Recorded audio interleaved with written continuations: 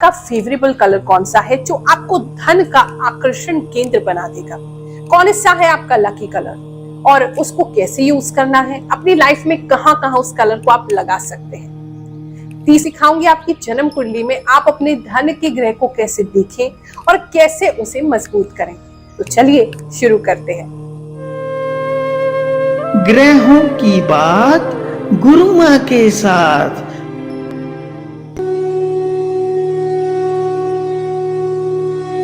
का जो lucky colour है आपकी राशि के अनुसार अगर आप इसको यूज करते हैं और सही ढंग से यूज करते हैं तो ये डेली बेसिस पे आपको एक पॉजिटिव एनर्जी देता है।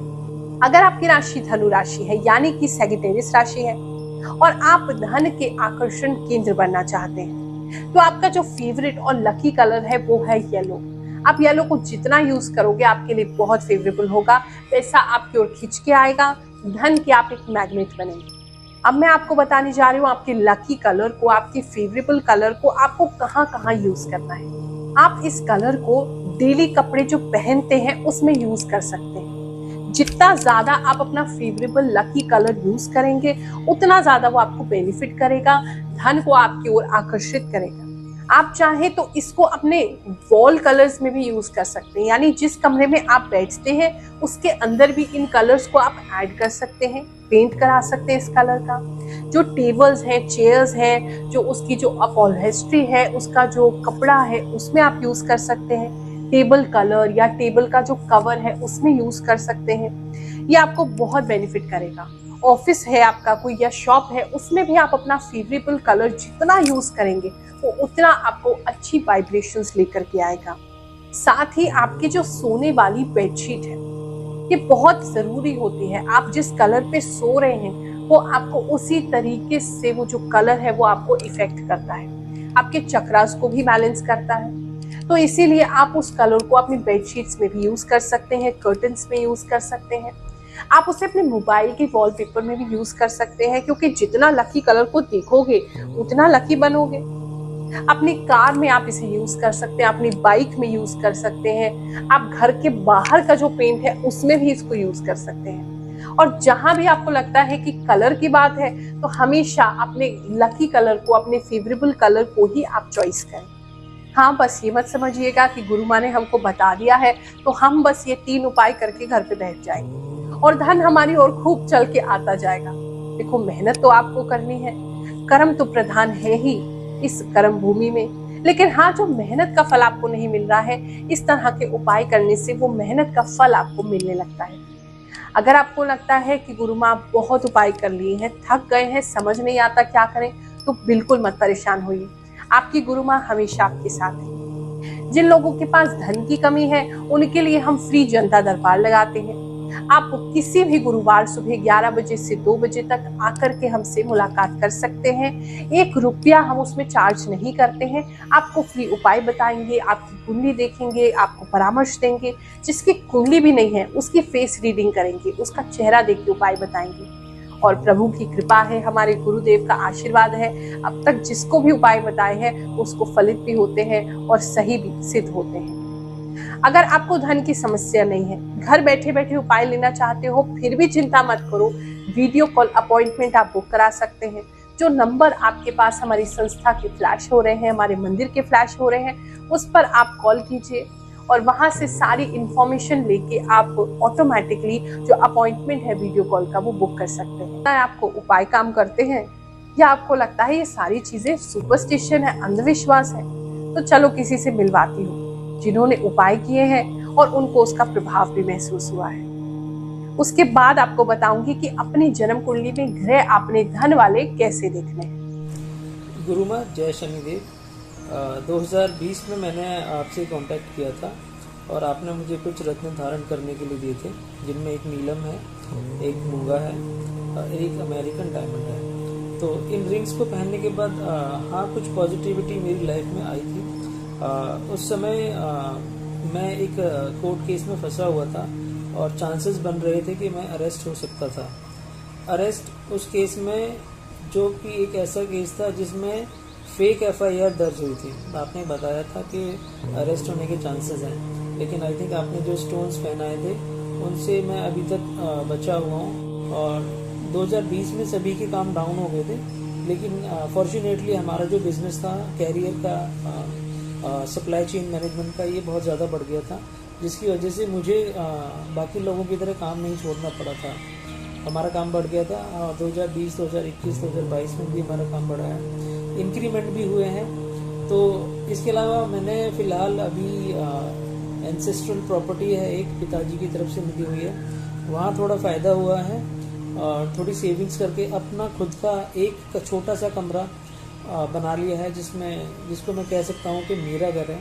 तो ये सभी मुझे लगता है आपकी कृपा से हुआ है। अब मैं आपको आपकी जन्म कुंडली देखना सिखाती हूँ, जिसमें आप अपने धन की स्थिति को समझ सकते हैं। आप सबके पास अपनी जन्म कुंडली तो होगी ही, तो जो उसका लगन चार्ट होता है, जहां पे लगन लिखा होगा, वो जो पहला टेबा होता है उसको खोल लीजिए। अब इसमें आपने 3 ग्रहों को देखना है, क्योंकि धन संबंधी 3 ग्रह जीवन में बहुत जरूरी होते हैं। सबसे पहला है शुक्र। शुक्र ग्रह अगर व्यक्ति का अच्छा है तो उसको धन की कमी नहीं होती है, उसके पास हर सुख सुविधा होती है, उसको कहीं से भी एक लग्जूरियस लाइफ मिल जाएगी। चाहे ऐसा व्यक्ति किसी भी गरीब घर में जन्म ले, लेकिन धीरे धीरे करके उसके जीवन में ये सारी सुख सुविधाएं, चाहे वो घर हो, चाहे गाड़ी हो, चाहे अच्छा रहन सहन हो, अच्छा कपड़े हो, अच्छा खाना हो, उसे सब कुछ मिलता है, क्योंकि शुक्र जो है वो लक्ष्मी के कारक है। तो आपको ये ध्यान में रखना है, जहां भी आपकी जन्म कुंडली में शुक्र लिखा है, वो शुक्र देख लीजिए कहाँ बैठे हैं। जो मैं आपको दिखा रही हूँ टेबल, उस टेबल को ध्यान से देख लो। शुक्र इन घर में या इन राशि में बैठे नहीं होने चाहिए। सबसे पहला तो इंपॉर्टेंट चीज आपको देखनी है, आपका शुक्र ग्रह नीच का ना हो, यानी कि 6 नंबर राशि में नहीं बैठा हो। अगर 6 नंबर राशि में बैठा है, इसका मतलब वो नीच का है, आपको शुभ फल नहीं देगा, धन की तंगी बनी रहेगी, धन से परेशान रहेगी। अगर उच्च का है, 12 नंबर में बैठा है, 12 नंबर राशि में है, मीन राशि में, तो समझ लीजिए बहुत अच्छा है, धन की स्थिति हमेशा अच्छी बनी रहेगी। और भी शुक्र के जो अच्छे घर होते हैं, जो अच्छी राशि होती है, जो मित्र घर होते हैं, वो सब मैं आपको इस टेबल में दिखा रही हूँ, आप इसको देख के समझ सकते हैं। अब आपने अपना शुक्र देखना है, और शुक्र देखना है कौन से नंबर में है। अब इस टेबल से मैच कर लीजिए कि आपको पता चल जाएगा आपका शुक्र अच्छा है, नहीं है, या सम है। यानी कि सम का मतलब अच्छा भी नहीं है, खराब भी नहीं है, बीच का है, आपको एवरेज रिजल्ट देगा, एवरेज फल देगा। दूसरे नंबर का जो ग्रह होता है, जो धन के लिए बहुत जरूरी है, वो है बुध। बुध हमारे व्यापार का कारक है, बुध लक्ष्मी का कारक है, बुध बुद्धि का कारक है, वाणी का कारक है। अगर आपके जीवन में धन की कमी है तो बुध की स्थिति देखनी भी बहुत जरूरी है। तो अब अपनी कुंडली में बुध ग्रह की स्थिति देखिए कि कौन सी राशि में बैठा है। बुध 12 नंबर राशि में नहीं होना चाहिए। जहां मीन राशि है, 12 नंबर लिखा है, अगर आपका बुध वहां है तो पक्का भैया गड़बड़ है, फिर तो आपको उसको ठीक करना पड़ेगा। हाँ, 6 नंबर राशि में बैठा है या 3 नंबर राशि में बैठा है तो अच्छा है। 6 में बैठा है तो उच्च का हो जाएगा, 3 में बैठा है तो स्वग्रही हो गया, आपके लिए अच्छा है। और इसके लिए बुध अच्छा है या नहीं, कौन से नंबर आपकी राशि में बैठा है, वो टेबल देखिए, और उस टेबल का स्क्रीनशॉट भी आप ले सकते हैं।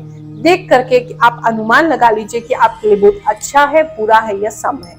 एक मंदिर को चलाने के लिए, एक आश्रम को चलाने के लिए, एक धार्मिक संस्था को चलाने के लिए भी तो अर्थ की आवश्यकता है। तो उसको चलाने के लिए मैं स्वयं इसका प्रयोग करती हूँ।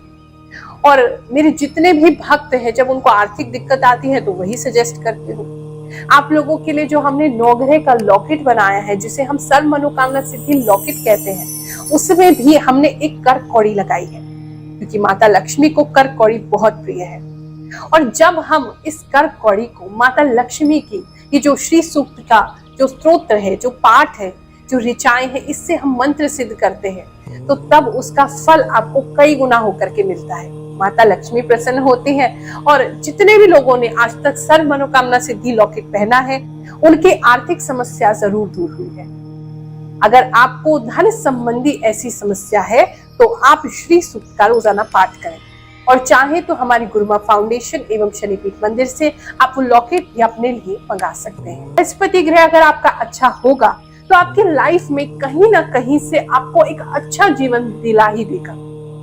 मान सम्मान रहेगा, सोसाइटी में लोगों के बीच में आपकी धाक जमेगी। आप जहां जाएंगे लोग आपको एक अच्छा इंसान समझेंगे, एक सम्मानित व्यक्ति समझेंगे। आपकी मान प्रतिष्ठा तो बढ़ेगी, साथ में धन व्यवस्था भी बढ़ेगी, क्योंकि आज के इस कलयुग में जिसके पास धन है उसके पास नाम भी है, उसके पास, जिसके पास पैसा है उसके पास लोग भी हैं, उसका एक अच्छा सोशल सर्कल भी।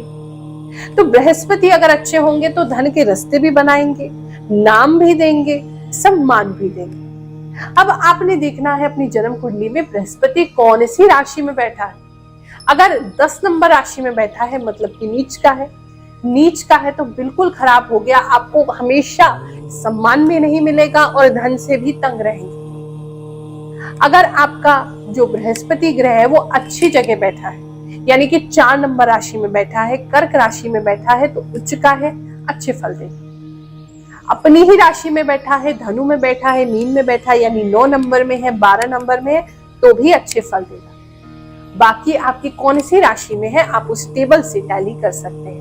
अब ये तो मैंने आपको बेसिक एक बता दिया, वैसे बहुत सारी चीजें और देखी जाती हैं धन की स्थिति के लिए, लेकिन एक बेसिक आइडिया मैंने आपको दे दिया है। अब इसमें मान लीजिए कोई ग्रह आपका किसी क्रूर ग्रह के साथ बैठा है तो उसका प्रभाव कम हो जाएगा, किसी ग्रह की दृष्टि उस पर पड़ रही है, राहु केतु परेशान कर रहे हैं, तब भी दिक्कत आती है। लेकिन फिर भी मोटा मोटा इससे आप आंकलन कर सकते हैं कि आपके धन की स्थिति जीवन भर कैसी रहेगी और कैसे इसको बढ़िया भी करना है, वो भी मैं अभी आपको लास्ट में बताऊंगी, तो वीडियो को छोड़ के मत जाइएगा। अब दूसरी एक और चीज आपको अपनी जन्म कुंडली में देखनी है। जन्म कुंडली में 1 से लेकर के 12 घर होते हैं, जैसे कि आपको स्क्रीन पर दिख रहे हैं। कौन सा घर किस चीज के लिए होता है वो भी मैं आपको स्क्रीन पर दिखा रही हूँ। अब इसमें धन के लिए दूसरा घर और एकादश घर, यानी कि 11वां घर, ये बहुत इंपॉर्टेंट है। यानी कि अगर 2 नंबर घर में कोई अच्छा ग्रह है तो फल देगा, आपकी 11 नंबर घर में अच्छा ग्रह है तो आपको फल देगा, या तीनों में से जो मैंने आपको बताए हैं शुक्र, बुध और बृहस्पति, अगर ये बैठे हैं दोनों में से किसी भी घर में और अच्छे उच्च होके बैठे हैं तो धन की स्थिति जीवन भर बहुत अच्छी रहेगी। अब आपने अपने द्वितीय भाव को और एकादश भाव को देखना है। वहां देखना है कोई क्रूर ग्रह तो नहीं बैठा है, राहु केतु तो नहीं बैठा है, अच्छे घर है कि नहीं और वो अच्छी राशि में है कि नहीं। और ऐसे ही इसके आगे भावेश की स्थिति भी देखी जाती है, यानी कि उस भाव का जो स्वामी है उसकी स्थिति क्या है, उसके हिसाब से भी हम देखते हैं।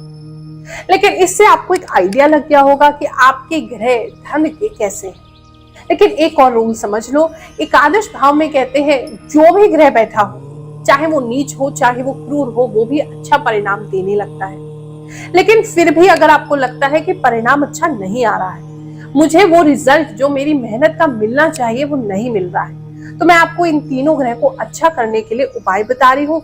इस उपाय को आप फॉलो करिए, छोटे छोटे घरेलू उपाय हैं, आपको धन की स्थिति जरूर बेहतर होती हुई दिखाई देगी। मात्र 21 दिन करके देखो, बहुत चीजें बेटर होंगी। उसके बाद एक बार आकर के या तो गुरु माँ से दिल्ली में मिलना, नहीं तो मुझे फोन कर लेना, वीडियो कॉल अपॉइंटमेंट ले लेना, मैं आपको आगे क्या करना है वो बताऊंगी। आपका शुक्र ग्रह अच्छा नहीं है, आपको पता चल गया है, नीच राशियों में बैठा है या शत्रु राशि में बैठा है। ऐसे में क्या करेंगे, शुक्र को अच्छा करो। बलवान करने के लिए क्या करोगे, उसके लिए आपको रोजाना परफ्यूम का यूज करना है। नेचुरल इत्र या परफ्यूम आप लगाना शुरू करें। अब ये मत कहना कि गुरु माँ हमें अच्छा नहीं लगता है। अरे आपको नहीं अच्छा लगता, शुक्र देवता को तो लगता है, उनके खुशी के लिए आपको लगाना है। अच्छा सा कोई फ्लोरल सेंट आपको लगाना है, परफ्यूम लगा सकते हो, डिओड्रेंट लगा सकते हो जिसमें फूलों की खुशबू हो, और जितना नेचुरल हो उतना अच्छा है। इत्र भी आप प्रयोग कर सकते हो या अपनी राशि अनुसार भी आप परफ्यूम का यूज कर सकते हैं। वो मैं आपको आने वाली कुछ वीडियोस में आपको कौन सा फेवरेबल आपके लिए परफ्यूम है आपकी राशि के हिसाब से वो बताऊंगी। लेकिन आप शुक्र को अच्छा करने के लिए कोई सा भी परफ्यूम लगाओ, वो काम करेगा। दूसरा है आपको अपने नहाने की पानी की जो बाल्टी है उसके अंदर जो बड़ी इलायची रहती है काली रंग की, वो आपने डालनी है। उसे डाल करके आप रोजाना स्नान करो और उसके बाद आप उसको किसी मिट्टी में फेंक देना, ना तो डस्टबिन में फेंकना ना नाली में गिराना। आप उस इलायची को मिट्टी में या तो गाड़ दीजिए, गाड़ नहीं सकते हैं तो मिट्टी में आप डाल दीजिए, रख दीजिए, फेंक दीजिए, लेकिन डस्टबिन या नाली में मत फेंकना। इससे रोजाना स्नान करोगे, आप देखोगे 21 दिन के भीतर भीतर आपका शुक्र आपको अच्छा फल देने लगा है। अगर आपको दिखा आपका बुध अच्छा नहीं, और हाँ एक और प्रश्न आप लोग करेंगे कि क्या हम सारे उपाय कर सकते हैं, तो तीनों ग्रह के उपाय भी आप साथ में कर सकते हैं, उसमें कोई विरोधाभास नहीं है। अब मान लो आपका बुध ग्रह अच्छा नहीं है, आपको पता चला नीच राशि में है या शत्रु राशि में है। ऐसी स्थिति में आपने क्या करना है, आपने रात के समय हरे मूंग की दाल साबुत लेके आनी है, उसको भिगोना है 1 मुट्ठी, और भिगोने के बाद जब वो मुलायम हो जाए सुबह के समय अपने खाने से पहले उसे पक्षियों में या कबूतरों के बीच में डाल दीजिए। दूसरा उपाय करना है, आपके आसपास जो भी माता का मंदिर हो, देवी माँ का मंदिर हो, वहां सेवा करो। तन मन धन जो आप कर सको वहां सेवा दो। आप देखोगे आपके बुध ग्रह अच्छे होने लगे हैं। अब बात करते हैं बृहस्पति की। अगर आपका बृहस्पति ग्रह अच्छा नहीं है तो उसके लिए क्या करेंगे? उसके लिए आपने किसी गुरुकुल, जहां पर के वैदिक शिक्षा दी जाती हो, जहां बच्चों को धर्म सिखाया जाता हो, अच्छा ज्ञान दिया जाता हो, वहां कुछ भी सेवा करनी है या दान करना है। वहां दान करने से बृहस्पति बहुत प्रसन्न होंगे, आपको अच्छे फल देंगे। दूसरा आपको करना है बृहस्पति के लिए, आपने अपना जो पूजा घर है, जो मंदिर है या मंदिर का कमरा है, उसे खुद साफ करना है और रोजाना साफ करना है। और जितना साफ करोगे, जितना अच्छा रखोगे रोजाना, आपकी बृहस्पति उतने प्रसन्न होते जाएंगे। अब एक मिस्टेक आप हमेशा करते हैं, उपाय तो खूब करते रहते हो, कहते हो लगते नहीं है। अरे भैया, उपाय करते हो तो प्रार्थना भी तो किया करो, भगवान को ये भी तो बताओ, प्रभु मुझे ये चाहिए। कलयुग में तो माता अगर उसके सामने रो नहीं तो वो भी दूध ही पिलाती। तो आपको अपने परम पिता परमेश्वर, अपने ईश्वर, अपने देवता को बताना तो पड़ेगा कि प्रभु इस हेतु हम ये उपाय कर रहे हैं। तो आप सभी उपाय करते समय प्रार्थना अवश्य करें अपने इष्ट से, उस देवी देवता से जिसके लिए आप कर रहे हैं, उनसे प्रार्थना करोगे। वो प्रार्थना में इतनी शक्ति, इतना भाव होता है कि वो उन तक जरूर पहुंचेगा और वो विवश हो जाएंगे कि वो आपको फल दें। आज के लिए यही समाप्त करते हैं। ये जो उपाय बताए हैं इसको जरूर आजमाएं और फिर देखें सनातन हिंदू धर्म में कितनी शक्ति है। जय शनिदेव, जय श्री कृष्ण।